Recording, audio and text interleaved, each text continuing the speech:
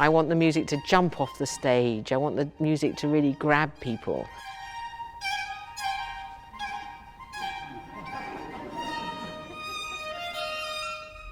It has breathed new life into classical music.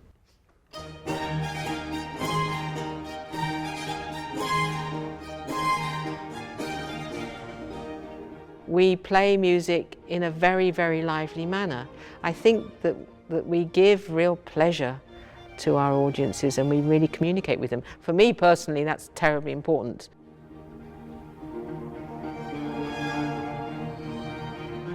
Monica's been with the orchestra officially as artistic director for 14 years.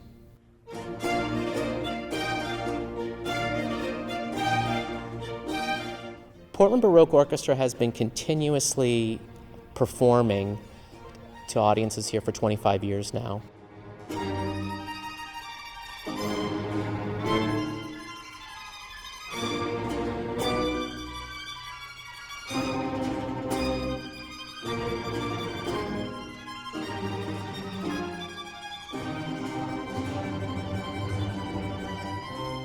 We have a really unique sound.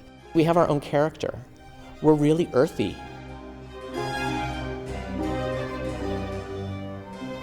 We do everything that we possibly can to try to figure out how they approach music and what instruments they played, to try and recreate what they did. But we actually have no idea if it's right or not.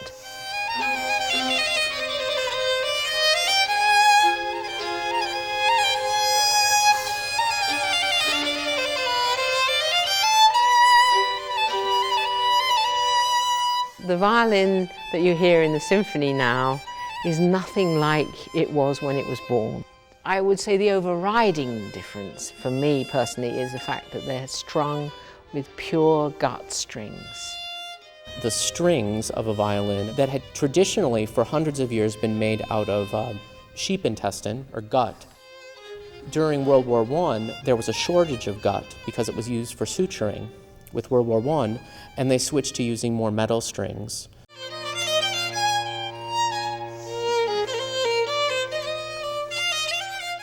This is a Joseph Albani violin, 1707. It has quite a high arching, which gives it a kind of trebly voice. It sounds a bit like a voice soprano. We don't use a chin rest. We don't use a shoulder rest. A chin rest, you know, it's a piece of wood, okay, but it usually has two little pieces of metal. And those pieces of metal resonate like hell and colour the sound and make the sound more metallic.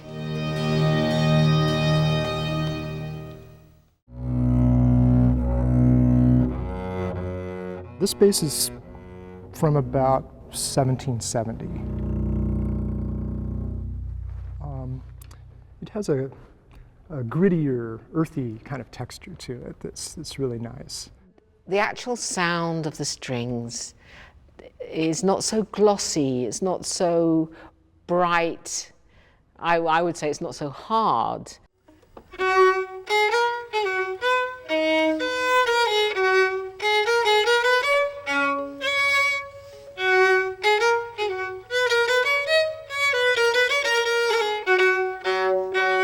It has a more mellow flavour. I like to say it's nutty. It sounds a bit nutty.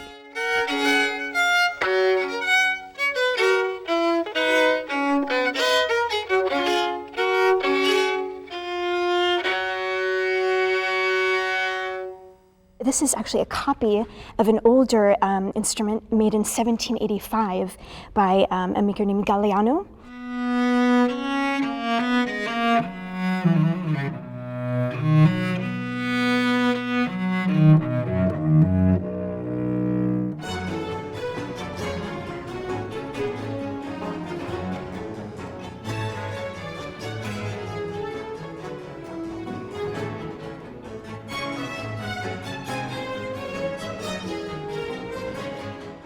These instruments are a little warmer, a little more resonant in a personal space than the modern instruments.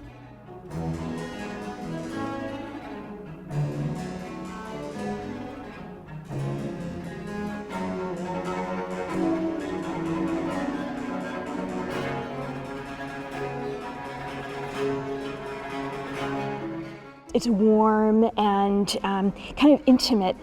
These instruments weren't made to project very far.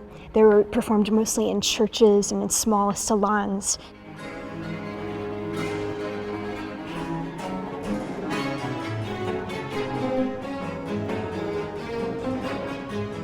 Every note, you can hear the beginning and end. The articulation between every note is much clearer.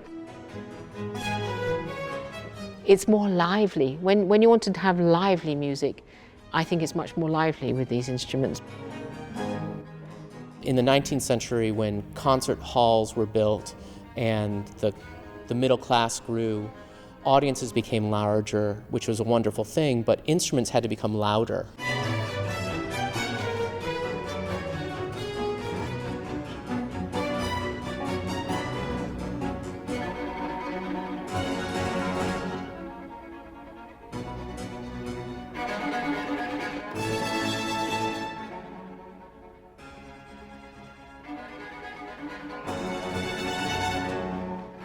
The really great instruments have a very beautiful sound, but they also have a kind of shimmer. It's a little bit of edge. It's colours in the higher partials. That makes that sound carry. By 1950, all the great works of Bach and Handel and Mozart were being played on instruments that were vastly different from the instruments they had been composed for.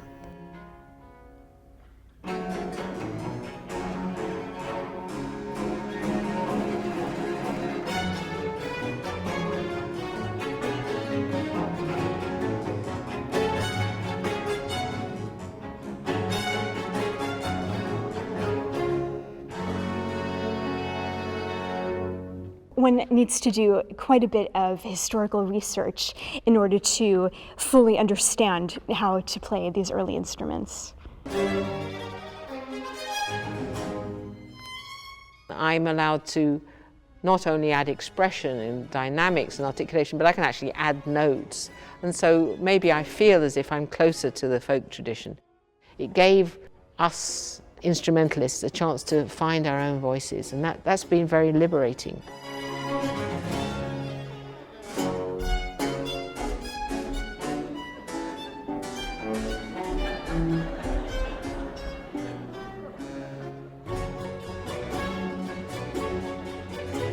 When people stand, they're more expressive.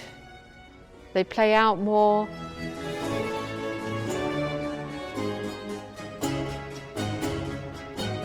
She's very physically active when she's playing, and we're all watching for indications from her.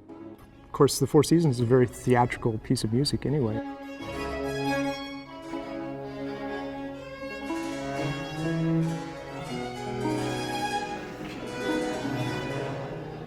Her charisma, her personality comes out much more than any director I've ever worked with.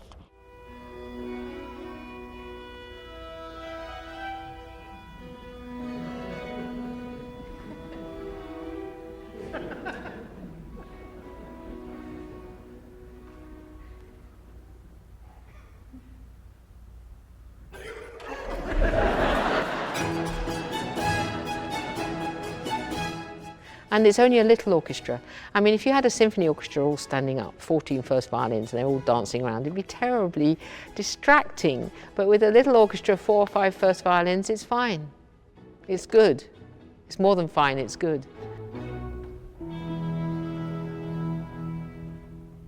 I worked for the big organizations, for the Metropolitan Opera, for the Santa Fe Opera, for the John F. Kennedy Center, and I always believed in my heart that you didn't have to be huge to be fantastic and first-rate.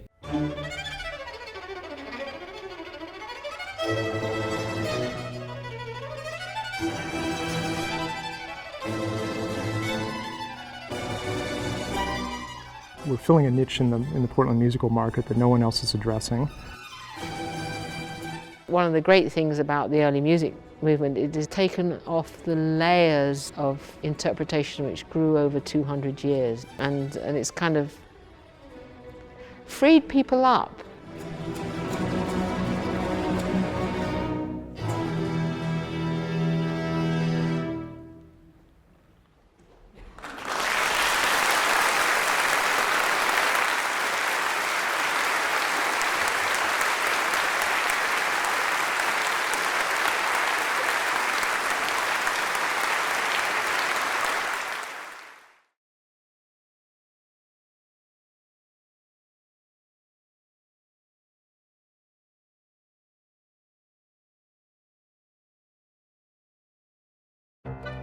Organ Artbeat shares the stories of Oregon's amazing artists, and member support completes the picture.